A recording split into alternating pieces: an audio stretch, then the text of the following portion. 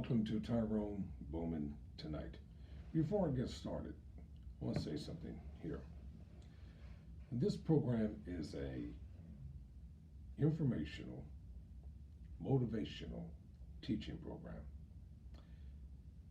This is a self-image, do-it-yourself program highlighting the achievements of men and women from all walks of life, irregardless of their race, creed, color, religion, faith, or sexuality. Proving to men and women that if you want to achieve success, happiness, health, wealth, prosperity, and lots of money, that you can. But it's not going to happen easy. And that's one of the main reasons why I do so much teaching at length about people's lives. Because it's important to know that things don't just happen by accidents or by happenstance. We have to work at them. There are a lot of programs here on YouTube. And you know what? I'm not knocking any of them. People can say and do whatever they want. I really don't care. But this program right here, this is a positive program, and it will remain that way, full of optimism, hope, and faith. So if you want to succeed, if you want to prosper, if you want to grow, tune into Tyrone Bowman tonight. Having said that, this is Tyrone Bowman tonight. I am your host. Before I get started, if you happen to be passing through looking at the video, would you kindly hit the like button if you like the topics that I've been discussing and will be discussing and talking about in the future. Hit the like button for me, subscribe, and also share. Okay, I would sincerely appreciate it. Share it with your friends, share it with your family, share it with even your enemies or frenemies, whatever you want to call them. Share it. And I deliberately leave every mistake in every video because no one is perfect. No one is flawless. I'm a human being. If I get it right, I get it right. If I mess it up, I keep going. I'm not going to stop. That's called life. That's called reality. And sometimes in life, we don't get it right the first time. We don't do everything right the first time. But you should never stop trying. You should never give up. The topic of discussion for this evening, and I'm going to get right down to it. Nina Simone. Why Nina Simone? Because she was more than just a singer. She was more than just a performer, as you're about to see right here, right now. Eunice Kathleen Wayman was born on the 21st of February 1933,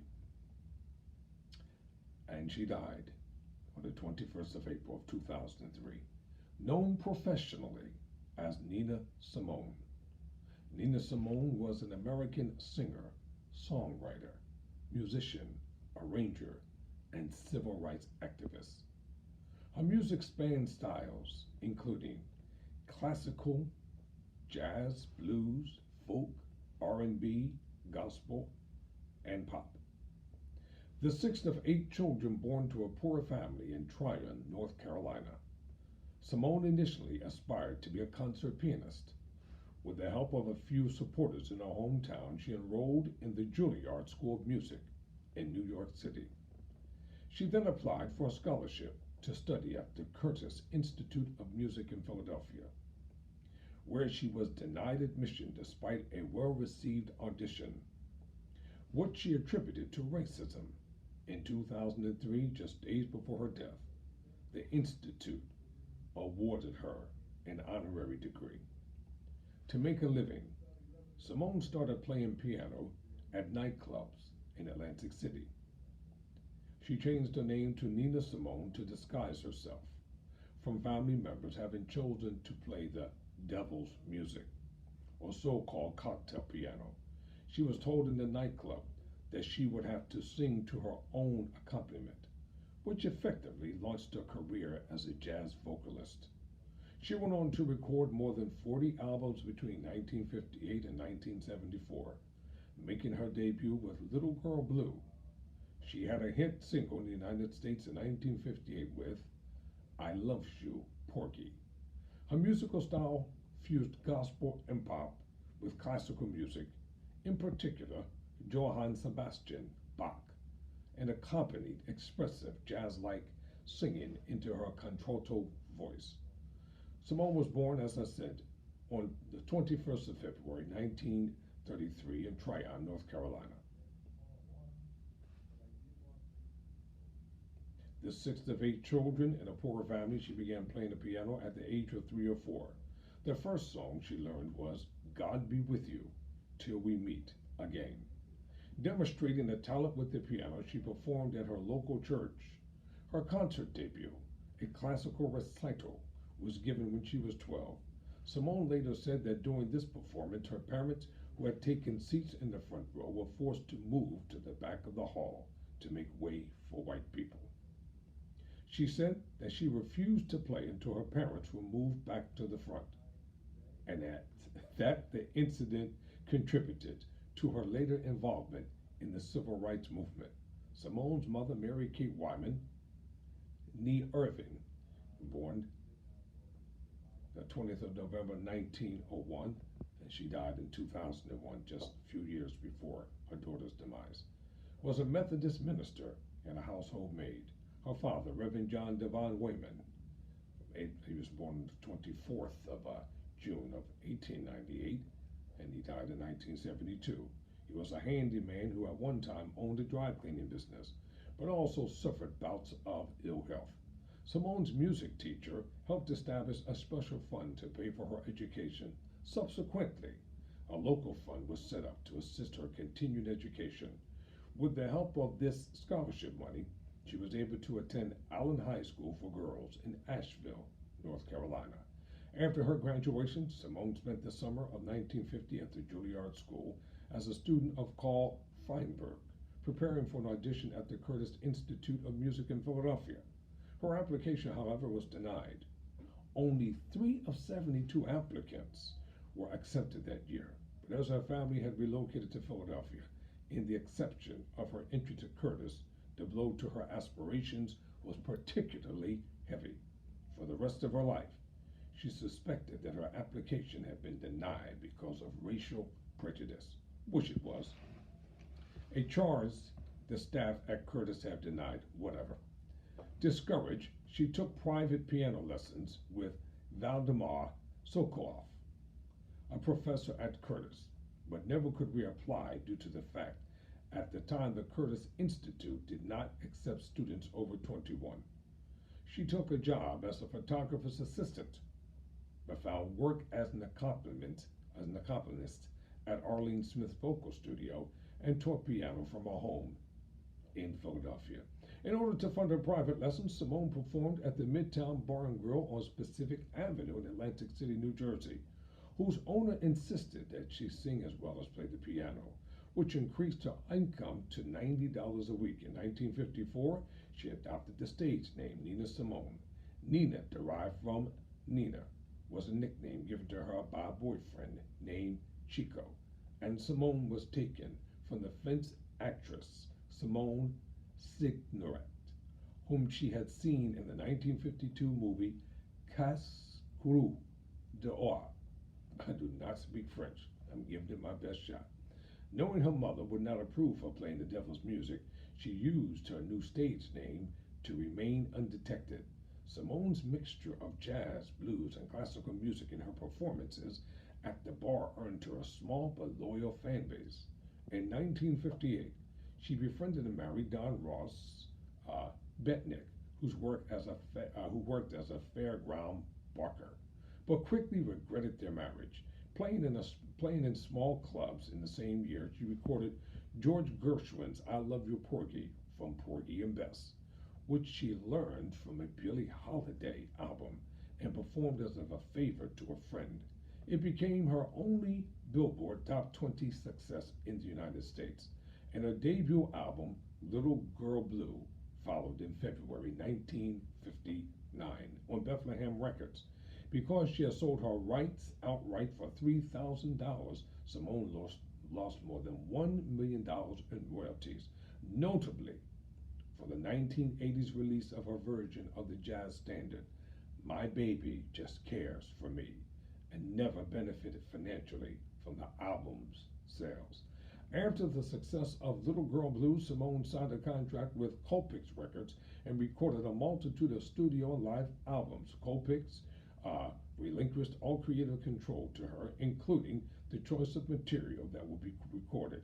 In exchange for her signing the contract, or in exchange for her signing the contract with them, after the release of her live album, Nina Simone, at Town Hall, Simone became a favorite performer in Greenwich Village. By this time, Simone performed pop music only to make money to continue her classical music studies, and was indifferent about having a recording contract. She kept this attitude toward the record industry for most of her career. Simone married a New York police detective, Drew Stroud, in 1961. In a few years, he became her manager and the father of her daughter, Lisa. But later he abused Simone psychologically and physically. In 1964, Simone changed record distributors from Colpix, an American company, to the Dutch Philips Records, which meant a change in the content of her recordings. She had always included songs in her repertoire that drew on her African American heritage, such as Brown Baby by Oscar Brown and Zungo by Michael Olatunji on her album Nina at the Village Gate in 1962. On her debut album for Philips, Nina Simone in Concert, 1964, for the first time she addressed racial inequality in the United States in the song Mississippi. I will not say it that way. Mississippi blank. This was her response to the June 12, 1963 murder of Medgar Evans and the September 15, 1963 bombing of the 16th Street Baptist Church in Birmingham, Alabama, that killed 4 young black girls and partly blinded a 5th.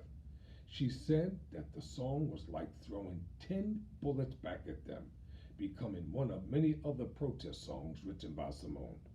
The song was released as a single and it was boycotted in some southern states. Promotional copies were smashed by a Carolina radio station and returned to Phillips. She later recalled how Mississippi G-Dam was her first civil rights song, and that the song came to her in a rush of fury, hatred, and determination. The song challenged the belief that racial relations could change gradually and called for more immediate developments. Me and my people are just about due. It was a key moment in our path to civil rights activism. Old Jim Crow on the same album addressed the Jim Crow laws. After Mississippi G-Dam, a civil rights message was the norm in Simone's recordings and became part of her concerts. As her political activism rose, the rate of the release of her music slowed. Simone performed. Let me just say this. There is a price to pay for taking a stand for what is right. If you're not willing to pay the price, then you can compromise. Simone performed and spoke at civil rights meetings such as the Selma to Montgomery marches, like Malcolm X, her neighbor, in Mount Vernon, New York. She supported black nationalism and advocated violent revolution rather than Martin Luther King Jr.'s nonviolent approach.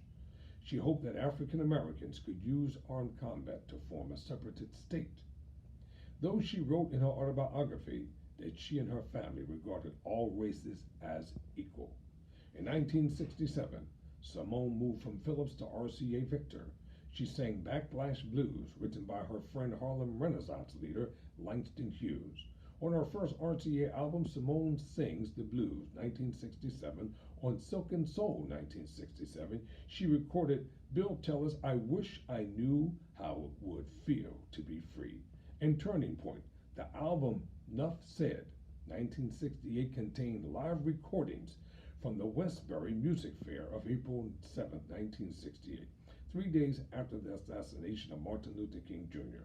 She dedicated the performance to him and sang Why the Love of King is Dead, a song written by her bass player, Gene Taylor. In 1969, she performed at the Harlem Cultural Festival. in Harlem's Mount Morris Park, immortalized in Questlove 2021 documentary Summer of Soul. Simone and Weldon Irving turned the unfinished play To Be Young, Gifted, and Black by Lorraine Hansberry into a civil rights song of the same name. She credited her friend Hansberry with cultivating her social and political consciousness. She performed the song live on the album Black Gold in 1970. A studio recording was released as a single, and renditions of the song had been recorded by Aretha Franklin on her 1972 album Young, Gifted, and Black, and Donny Hathaway.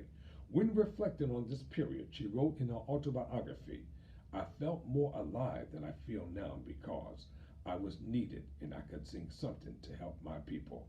In an interview for Jet magazine, Simone stated that in her controversial song Mississippi G Dam harmed her career. She claimed that the music industry punished her by boycotting her records. Hurt and disappointed, Simone left the U.S. in September 1970, flying to Barbados and expecting her husband and manager, Andrew Stroud, to communicate with her when she had to perform again. However, Stroud interpreted Simone's sudden disappearance and the fact that she had left him behind her wedding ring as an indication of her desire for a divorce. As her manager, Stroud was in charge of Simone's income. When Simone returned to the United States, she learned that a warrant had been issued for her arrest for unpaid taxes, unpaid as a protest against her country's involvement with the Vietnam War, and returned to Barbados to evade the authorities and prosecution. Simone stayed in the Barbados for quite some time and had a lengthy affair with the Prime Minister, Errol Barrow. A close friend, singer Miriam Makeba, then persuaded her to go to Liberia. When Simone relocated, she abandoned her daughter Lisa in Mount Vernon. Lisa eventually reunited with Simone in Liberia, but according to Lisa, her mother was physically and mentally abusive. The abuse was so unbearable that Lisa became suicidal and moved back to New York to live with her father, Andrew Stroud. Simone recorded her last album for RCA, It Is Finished, in 1974, and did not make another record until 1978, when she was persuaded to go into the recording studio by CTI record owner Creed Taylor. The result was the album Baltimore, which, while not a commercial success, was fairly well received critically and marked a quite artistic renaissance in Simone's recording output. Her choice of material retained its electricism, ranging from spiritual songs to Hall & Oates' Rich Girl. 4 years later, Simone recorded Fodder on My Wings on a French label, Studio Devout. During the 1980s, Simone performed regularly at Ronnie Scott's Jazz Club in London, where she recorded the album Live at Ronnie Scott's in 1984. Although her early on-stage style could be somewhat haunting and aloof in later years, Simone particularly seemed to enjoy engaging with her audiences, sometimes by recounting humorous anecdotes related to her career and music and by soliciting requests. By this time, she stayed everywhere and nowhere. She lived in Liberia, Barbados, and Switzerland, and eventually ended up in Paris. There she regularly performed in a small jazz club called Aux Taros Malates for relatively small financial reward. The performances were sometimes brilliant, and at other times, Nina Simone gave up after 15 minutes. Often, she was too drunk to sing or play the piano properly. At other times, she scolded the audience. The end of Nina Simone seemed in sight. Manager Raymond Gonzalez, guitarist Al Shackman, and Grit de Bruin, a Dutch friend of hers, decided to intervene. So what I'm going to do, I'm going to pause here. Actually, I can finish this up. I was going to pause. Let's finish it up. Simone moved to Nijmegen in the Netherlands in the spring of 1988. She had just scored a huge European hit with the song, My Baby Just Cares For Me.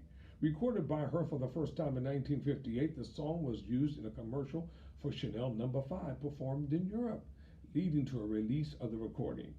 This stormed to number 4 on the UK's NME singles chart, giving Simone a brief surge in popularity in the UK and elsewhere. In 1998, she bought an apartment next to Belvoir Hotel with view of the Wildberg. And I can't even pronounce the next name. I'll spell it Oijpolder. I'll give it a shot. Ojapolder, with the help of her friend Grit de Bruin, who lived with her family a few corners away and kept an eye on her. The idea was to bring Simone to Nijmegen to relax and get back on track. A daily caretaker, Jackie Hammond from London, was hired for her. She was known for her temper and outbursts of aggression. Unfortunately, the tantrums followed her to Nijmegen. Simone was diagnosed with bipolar disorder by a friend of de Bruin, who prescribed trilofan for her. Despite the miserable illness, it was generally a happy time for Simone, where she could lead a fairly anonymous life. Only a few recognized who she was. Slowly but surely, her life started to implode, and she was even able to make money from the Chanel commercial after a legal battle. In 1991, Simone exchanged Nijmegen for the more lively Amsterdam, where she lived for 2 years with friends and Hammond. In 1993, Simone settled near Aix-en-Provence in southern France. Beautesse de Rouenet. In the same year, her final album, A Single Woman, was released. She variously contended that she married or had a love affair with a Tunisian around this time, but that the relationship ended because his family didn't want him to move to France, and France didn't want him because he's a North African. During a 1998 performance in Denmark, she announced, "If you're going to come see me again, you got to come to France because I'm not coming back." She suffered from breast cancer for several years before she died in her sleep at her home in Carabellat on April 21st of 2003. Her Catholic funeral service at the local parish was attended by singers Miriam Makeba and Patti LaBelle, poet Sonia Sanchez, actors Ozzie Davis and Ruby Dee, and hundreds of others. Simone's ashes were scattered in several African countries.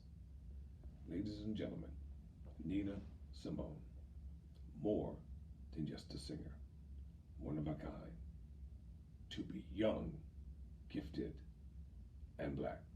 Never surrender, never quit.